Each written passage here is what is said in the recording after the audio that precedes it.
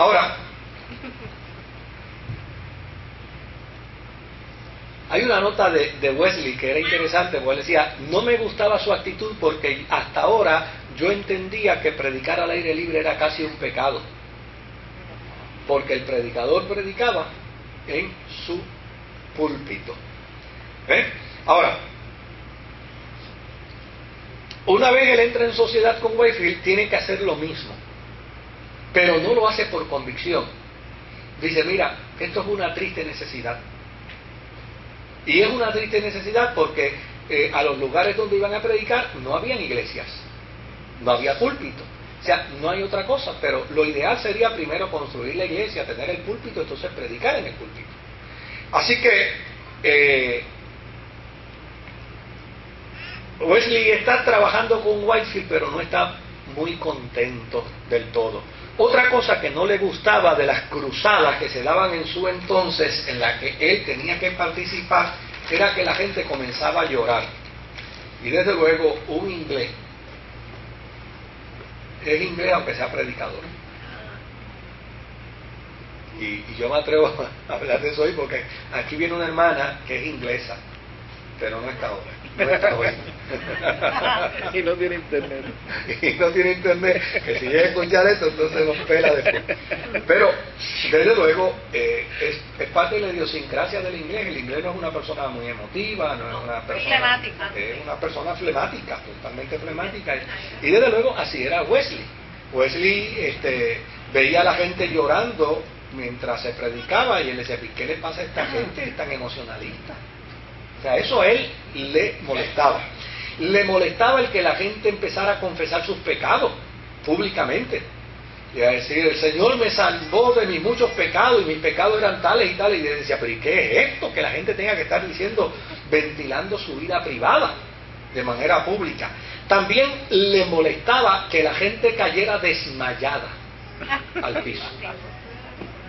O sea, sí, porque él decía, pero ¿y qué es esto? Porque acuérdense, es la idiosincrasia de un inglés. ¿Por qué te tienes que caer cuando yo estoy orando por ti?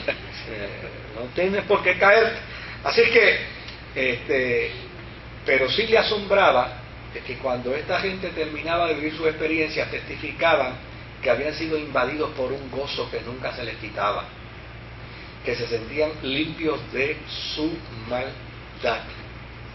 Y desde luego él no tuvo otra alternativa que hacer una reinterpretación del concepto y decir, mira, esto es una lucha entre Dios y el mal. Y yo no puedo impedir lo que Dios está haciendo, aunque a mí personalmente no me guste. Así es que Wesley trabajó dentro de este ministerio de Whitefield, pero ya sencillamente él era de los predicadores que decía, yo les voy a predicar, pero no lloren. Eviten llorar, y voy a orar por ustedes, pero no se me caigan. Así que como él siguió educando a la gente en esto, pues llegó un momento en que nadie le lloraba ni nadie se le caía, ¿ves? Y ya sencillamente pues él estaba completamente feliz y tranquilo con la experiencia, sí, porque iba perdiendo audiencia. Así que finalmente Wesley y Whitefield se separaron, pero no se separan por el estilo de campaña, se separan porque se pusieron a discutir sobre la comunión. Ambos eran anglicanos, y desde luego en el anglicanismo dar la cena todos los domingos es algo importante y algo necesario. Como los católicos. Exactamente, sí. Y como otras iglesias históricas también, que la cena, los discípulos, me parece que los wesleyanos también dan la cena todos los domingos. Hay algunas denominaciones que dan la cena todos los domingos. Sí, pero ellos no cambian. Pero en el caso de ellos había un problema, y era porque a pesar de que ambos creían en la comunión, y ambos creían en la santidad, Whitefield era calvinista y Wesley era arminiano. Y ahí tenían serias dificultades. Eventualmente Whitefield, con el apoyo de la condesa, formó un movimiento en Gales, no la condesa de Acasabe, es la de Huntingdon, no se vayan a equivocar, la de acá no cree ninguna de las dos, ¿verdad? Pero fíjense que Whitefield creó el movimiento de la iglesia metodista calvinista. Entonces es interesante porque dentro del metodismo hay metodistas calvinistas y hay metodistas arminianos. Claro, en América el movimiento mayor del metodismo es arminiano. Más bien en Inglaterra es donde hay una facción del movimiento metodista calvinista. Entonces, desde luego, Whitefield se separa de la iglesia anglicana para crear su movimiento metodista calvinista, y llanamente Wesley afirma ser anglicano y sigue siendo anglicano. Su tarea primordial dentro de la tarea anglicana era despertar a la gente a la fe cristiana, era enseñar a la gente a que cultivara la fe, y desde luego eso lo hacían también los morados, pero los morados lo hacían bajo el luteranismo y él lo quería hacer bajo el ministerio anglicano. Así es que finalmente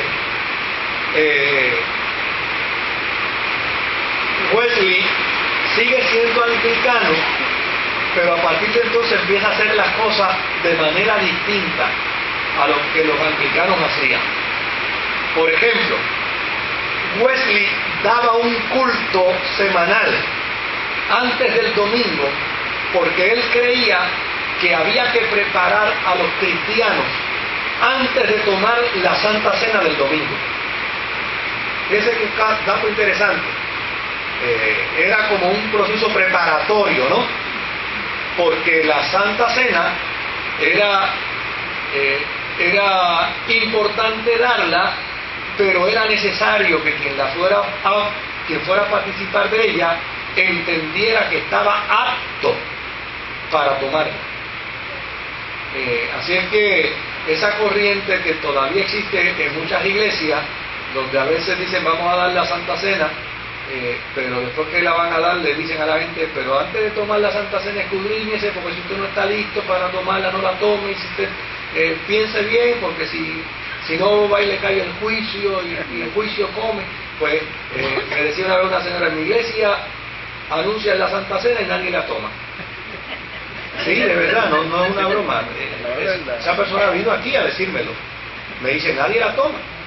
De hecho, el día pasado vino alguien y me dijo, mire pastor, yo le pregunté a mi pastor, que llevaba ya como 3 años que no se daba la cena, pastor, ¿por qué no se da la cena? Y la respuesta que me dio dice, yo creo que aquí la gente no está lista para tomarla.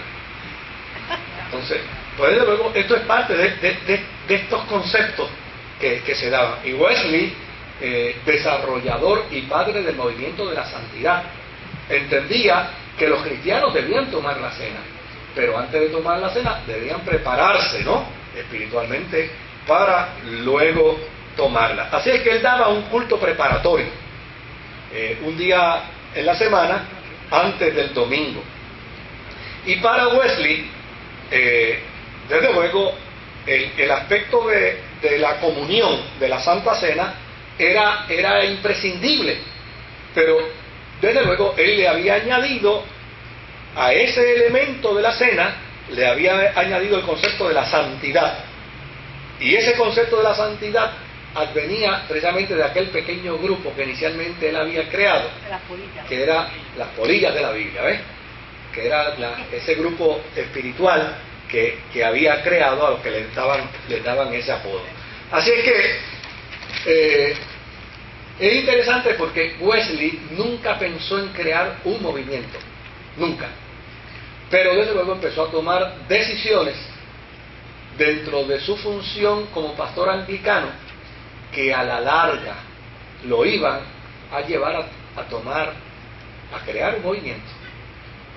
Porque pues para estar dentro de un grupo hay que observar todas las reglas que ese grupo o esa denominación tiene. En el momento en que se empiezan a dislocar, la historia ya decía que Lutero nunca quiso dejar de ser católico, pero sin embargo empezó a hacer cambios, plantó 95 tesis y lo votaron, porque desde luego no se puede pertenecer a una organización haciendo las cosas contrarias a lo que ha establecido la organización. Y Wesley decía, no, yo soy anglicano, yo seré anglicano, yo moriré anglicano, pero lo que hacía provocaba que los líderes anglicanos lo resintieran.